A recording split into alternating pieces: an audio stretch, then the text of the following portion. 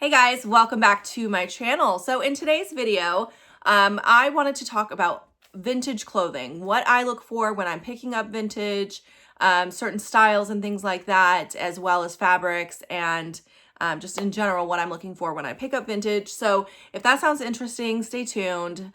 If you guys are new around here, my name is Lisa. I am a full-time reseller. I'm also a mother of 4 kids, and I have been reselling full-time for probably about 6 years now. So I love picking up vintage items. I do sell a lot of vintage, and lately I've noticed my vintage sales have really picked up. I feel like that is the number one category that I'm selling. I'm selling a lot on Etsy, which I don't have that much listed on Etsy. So for me to have like consistent sales over there recently has been a little bit, it's been great. It's also been a little surprising, but it's because vintage is just really picking up for me lately. So I wanted to give you guys some idea of what I look for when I pick up vintage to see if that helps you. If you're not used to picking up vintage, these are some things that might help you kind of narrow down what's worth picking up and what's not, because not all vintage is worth reselling. Not everything is desirable. So the first thing that is pretty much whether you're selling vintage or non-vintage, something that you should be looking for is fabric content. That always makes a big difference. So any type of natural fabric is highly desirable. So think of things like linen, silk, even like 100% organic cotton can do really well if it's organic. And then also like cashmere and wool. All of those things are really good to look for. Angora is another one. So anytime I see natural fibers, especially if it's all natural fibers, like 100% cotton or something, or like 100% linen, 100% silk, those are going to be things that I narrow in on. But even sometimes blends can do okay as long as it is a desirable piece in general. So that's the first thing I look at, is the fabric content on an item. And then with vintage, it is all about factor stacking. I got this term from another YouTuber. Now I can't remember her name. Is it, oh, I don't want to say it wrong. I think it's like, okay, I can't remember her name. So I'll link her down below. But anyways, she talks about factor stacking, and that's definitely something you should do when you're looking at vintage. So if you see that it has, all the natural fabrics that I was talking about, then you also want to look at style. Style is the most important thing when you're looking at vintage. It needs to be a good style, a current style. So style's a little bit more nuanced. That's something you really have to learn, by kind of trial and error or a lot of research. So look at accounts of, I like to look at like younger people who are influencers, because a lot of times they wear a lot of vintage. Vintage is very, very popular with the younger kids right now, which is great for us resellers. So I'll kind of follow some of those accounts, and then I also do a lot of research on like sold comps and things like that. You can just filter by sold items. Sometimes I'll go like just through dresses and see recently sold and pick a price point like $50 or more or something, to see what is selling for good amounts. You can also just filter by vintage, what, recently in and then sold, to see what is selling quickly. But some of the styles that I have found that are really, really popular right now, of course, are like Y2K. So I'm going to insert some actual, sorry, my cat is like running all over the place right now. So if you hear a lot of noise, he's just doing like an obstacle course in my office. But I am going to insert some photos here as I'm talking. So one of the most popular things I'm seeing right now is Y2K. Y2K is very in style. So think of things like, like halter styles, a lot of like bling and glitter and that kind of thing was really, really in. I think of like Hannah Montana kind of style, but not all Y2K is in. So you really do have to make sure that you're looking at what is selling. But here's a few examples of some of the things I've been selling that are Y2K. Also, 90s is still selling. With the 90s style, I find what I'm selling mostly right now are dresses and skirts that are 90s style. So like floral patterns do really, really well, like long flowy maxi skirts, tiered maxis, anything that's 100% silk, like skirts. So like the other day I sold a crinkle skirt that was 100% silk. Those are super popular. Whenever I find those, I try to grab those. So yeah, and 90s is still in, but it is certain styles in the 90s. All the cores are still a thing. So I feel like the fairy core, for example, cottage core, those are still a thing. I think it's kind of fading out a little bit. It's not as much of a thing, but I still always include those tags whenever they are relevant, because that will help an item get more eyes. So there's Coastal Grandma, there's oh gosh, now I can't think of them all. I will try to put a list of all the different cores that I'm aware of. There are so many.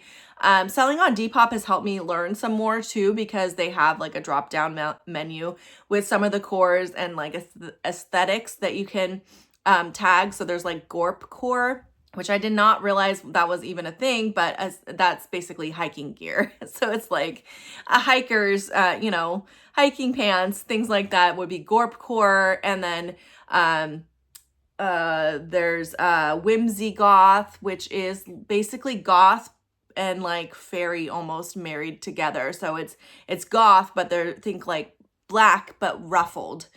So it's kind of the combination of the two. So anyways, there's so many different aesthetics or cores that you can tag. So definitely do a little research on some of these and learn a little bit more about those. Because whenever I find vintage that fits into one of these categories, then it sells really, really fast. So like that silk skirt, for example, that I sold recently, I made sure to tag that fairy core, cottage core, because it has that kind of a vibe, and that definitely helps things sell a little bit quicker.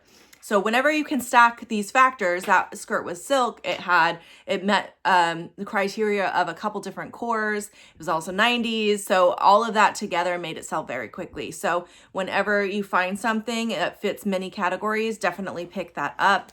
Also, if you can ever find something that is like dead, they call it dead stock. So it's new with tags, but it's vintage. That also adds a desirability because it was never worn. So obviously it's in great condition and everything. And then knowing the term dead stock is helpful because it is vintage, but it's still new with tags. So another thing to just mention real quick, this is not necessarily like a style-based thing, but with vintage, because these garments are much older, you really have to do an extra look over these items for damages, because a lot of times, because of their age and how much they've been worn, they are more likely to have damage. Things like even like the elastic band on a waist might have given out or been stretched out too much and not be usable anymore. So you need to do an extra good look through when you're looking at vintage. So that's just something I wanted to mention. All right, there's also certain brands that do really well that are vintage brands. So the best way to look this up really is research. So what I would suggest is to, look through the vintage, like I mentioned before, go into the solds on Poshmark or whatever and sort vintage just in sold so you can see what's selling quickly. And then look and see if you see a certain brand popping up a lot. So one example would be Cachet. Cachet is a brand from the 90s that is a really popular vintage brand, and a lot of people search out that brand. It is no longer available. They're not making it anymore. And so it has a bit of a following, so certain styles from this brand can do really well. Now, that doesn't mean everything from Cachet is going to sell, but if you find a piece that's like 100% silk, for example, and fits one of those aesthetics, and then it's also Cachet, that's just going to add another factor that's going to make it sell faster. So knowing the brands that are a bit more like well-known from vintage styles is a good thing to have under your belt. So I definitely recommend doing a little research. I'll just name a couple here for you. Besides Cachet, there's also like any vintage Harley Davidson is going to usually do pretty well. Now, definitely look up the comps on them, but vintage pieces do a little bit better than the modern pieces with that brand. There's also like the Gunny Sacks. Gunny Sacks is a 1970s very like prairie cottagecore style, and if you find the dresses from this brand in particular, they can do amazing. I have sold a couple of them before, and the ones that I sold actually had damage, so they didn't sell for quite as much, but you could sell these dresses for like $400. So knowing these labels, knowing these brands are really, really important. Of course, any vintage like high-end designer piece is going to be desirable, like Chanel or whatever. If you can find that, that of course is going to be something you want to look at regardless of if it's vintage or not. Just be careful about authenticity. Also, of course, vintage like band tees. If you find vintage band tees, those are really desirable. So I will say with t-shirts, there is a thing called single stitch if you have not heard of that. I'll try to insert a picture here, but that is one way to kind of date a garment, but it's not the, the only way to date a garment, and not all single stitch t-shirts are going to sell for a good amount. So just because you find a t-shirt that is single stitch does not mean it will sell, but if it has a good print on it, if it's a good if it's a good graphic that somebody wants to have, then it will sell quickly. So, like I have a single stitch t-shirt that I've had in my closet for way too long. I definitely need to just get rid of it at this point because it's not very desirable. But yeah, like I said, that's something that you can look for to date a garment. Basically, it's just the stitching on the sleeve. If it has just one row of stitching, that's a single stitch. Most t-shirts that are made nowadays have 2 rows of stitching. So that kind of helps you to date a garment. And then the last thing I will say, if you find anything that is like pre-1970s, so anything 1960s, 1950s, 1940s, anything like that is going to be desirable just based on the age of the garment. So a lot of times these garments might be looked for as collectibles, or they might be looked for even like movie or, some sort of an ad campaign. So definitely if you see a garment that is that old, that is in really good condition, I would recommend picking those up because of just purely for the fact that they're very, very rare at this point to find something like that in good condition. Most of the time when you find those, the fabric is either stained or has holes or is breaking down in some way. So, definitely make sure you look it over and make sure it's in good condition. But those are things that you would want to pick up most of the time if it is like a more substantial piece, like a dress or a skirt or something like that. So, all right, so those are all the things that I look for in vintage. If you guys have more suggestions, what do you look for in vintage items? Leave those below for everybody so we can all learn from each other. And thank you all so much for watching this video. I hope it was helpful. And that's it for my video today. I will see you guys in my next one. Bye, guys.